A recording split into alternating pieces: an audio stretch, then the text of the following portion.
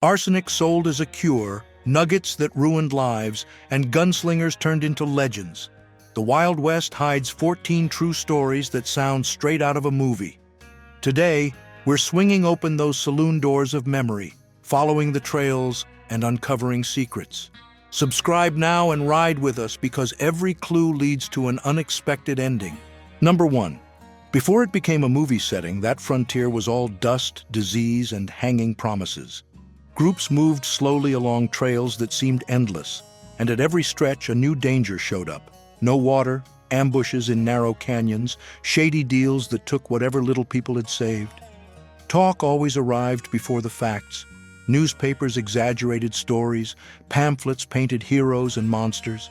Some chased gold, land, or fame. Others just wanted to get through the winter with their whole family. In the towns thrown together overnight, the law came late and changed depending on who owned the biggest store. Railroads cut through the land, tents turned into streets, maps followed the money, and native peoples fought not to disappear. Duels did happen, but daily life was about trading, watching your back and moving on. And it's on this ground that our story begins. Number 2. Outlaws and a frontier in frenzy. In the cheap pages of the 19th century, the West the public wanted to see was born. The stories didn't stick to facts. They turned Jesse James, Billy the Kid, Butch Cassidy, the Sundance Kid, and even Belle Starr or the Dalton Gang into symbols of rebellion. In the real dust, though, the heists went wrong and the gunfights were rare. The fiasco in Northfield showed the weakness of the James Younger crew. Pat Garrett became a star after cornering Billy. The Union Pacific train brought fame to the Wild Bunch, and the Daltons fell trying to rob 2 banks at once in Coffeyville. In the end, what lasted was the fantasy of defying banks, trains, and sheriffs because the press chose the shine of legend over the weight of a police report. And so, the frontier became an endless stage for the public. Number 3. On the edge of the territories, the law came on horseback, and almost always late. Traveling judges turned saloons into courtrooms, picked jurors from gamblers and prospectors, and ruled more by the accused's name than by anything written in a code. In Dodge City, Wyatt Earp and Bat Masterson kept the town in line by sheer badge power. In Tombstone, the shootout at the OK Corral passed as an official ruling. In Pecos, Roy Bean handed down sentences by lamplight and mood. In Fort Smith, Isaac Parker received outlaws in chains. In Deadwood, miners trusted vigilance committees more than the telegraph. It was a justice made to work fast, profit when it could, and vanish when challenged, always loud, always at the mercy of the town's morals. And in the dust, whoever shouted the loudest usually sounded right. Number 4. The Western frontier was less about famous duels and more about small disputes. A trickle of water, a herd crossing, or the shadow of a tree was enough to spark clashes between settlers, militias, and indigenous peoples. The silver from the Comstock lode in Nevada drew miners and gunmen. In the Black Hills, gold put pressure on the Lakotas. In Texas, barbed wire split ranchers apart and turned the Chisholm Trail into an ambush zone. Pinkerton agents roamed the region alongside powerful cattlemen like John Chisholm and Charles Goodnight, while Geronimo's Apaches, the Comanches, and the Ute tried to resist fragile treaties. Conflicts like the Lincoln County War, which made Billy the Kid famous, and the Johnson County War showed that many decisions were born at the barrel of a revolver and ended in quiet deals. Number 5. Tuberculosis, then called the White Plague, crossed the frontier quietly, traveling in trains, wagons, and with the comings and goings of prospectors until it settled in cramped boarding houses and noisy camps. With no antibiotics, hope turned into geography. Those with some means headed for the dry air of El Paso, Santa Fe, or Colorado Springs. Sanatoriums like Fort Stanton and the National Jewish Hospital sprang up on the hillsides, offering discipline, sunshine, and silence. People tried raw milk, odd tonics, and light baths to slow the disease's progress. Some, like gambler and former dentist Doc Holliday, went looking for breath and found only time. Many unknown others took the same road. For some, the journey only delayed the end.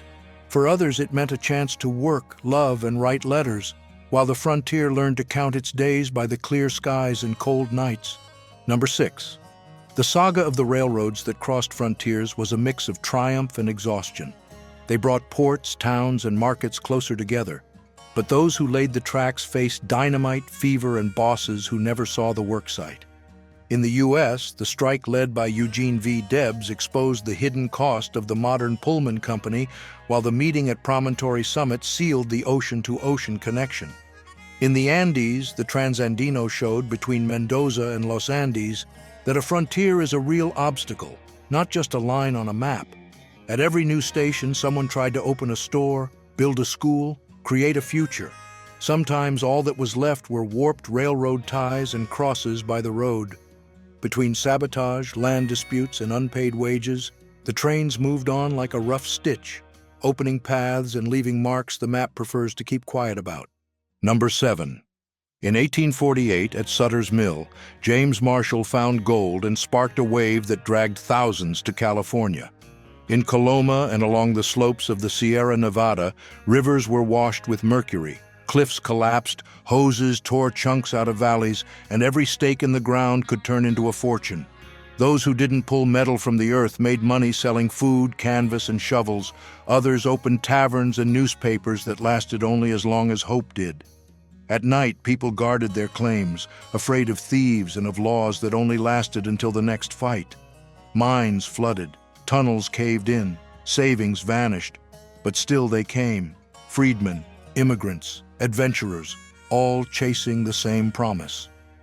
Gold would pay for the future, even if it cost the present.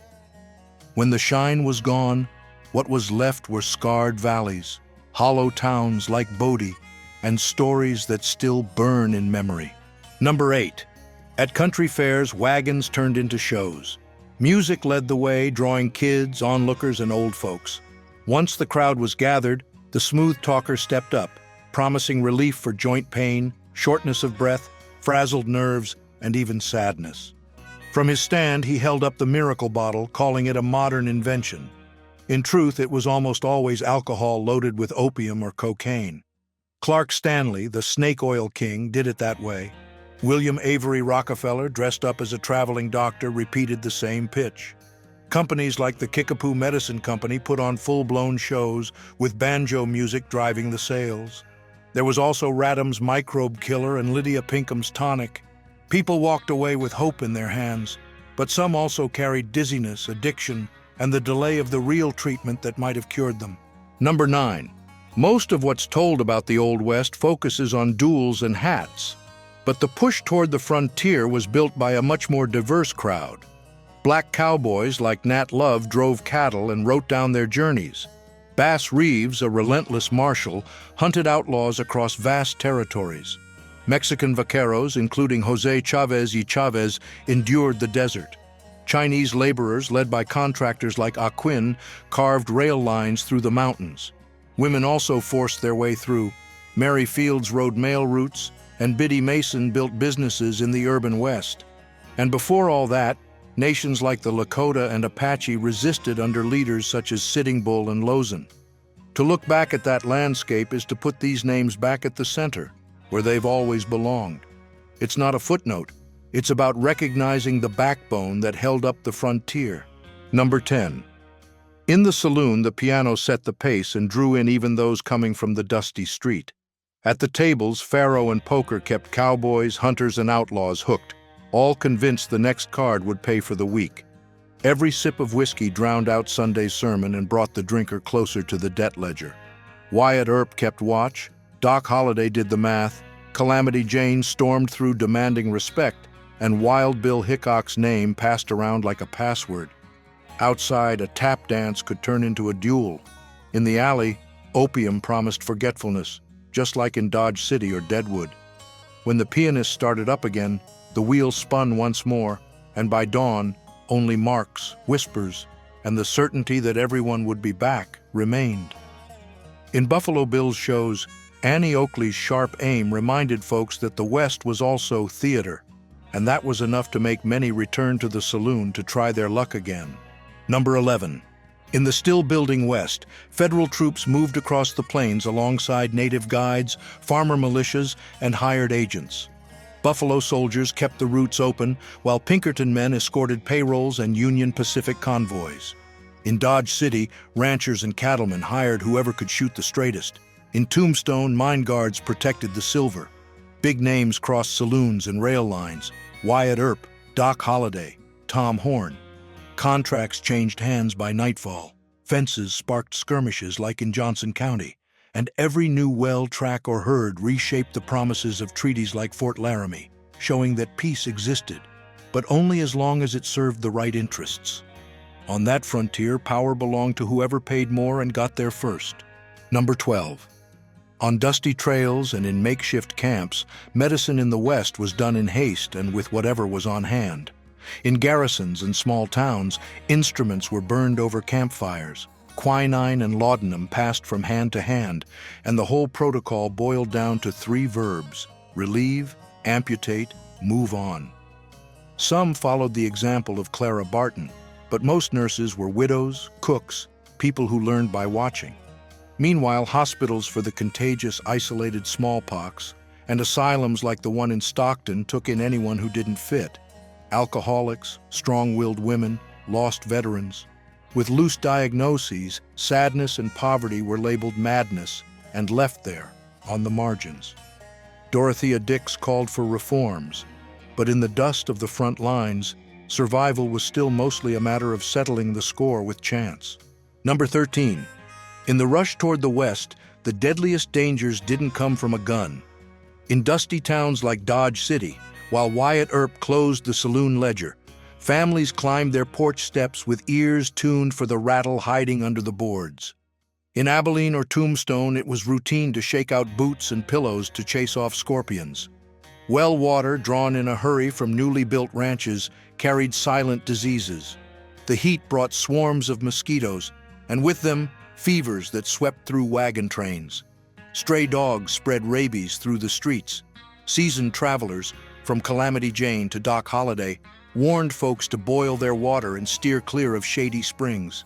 Mary Fields changed her routes to dodge sick animals. The lesson was simple. On the frontier, all it took was a buzz, a bite, or a drop to bring a man down. Number 14. In the Old West, childhood didn't last long. Long before a boy could dream of growing a beard, he was waking up in the dark, saddling a horse, and heading down the trail carrying messages or driving calves. When there was school, it came later, squeezed between drought and branding irons. In dusty towns, girls kept the fire going, sewed and looked after the homestead while the adults bargained or rode out. Some became legends. Henry McCarty found work at 12. Buffalo Bill told stories from his Pony Express days, and Annie Oakley shot to put food on the table. Others rode the orphan train to faraway farms. Between the cradle and the saddle, there was only a single step, and many were lost along the way. At those stops, they were welcomed more as strong arms than as sons or daughters, learning early that survival came before affection.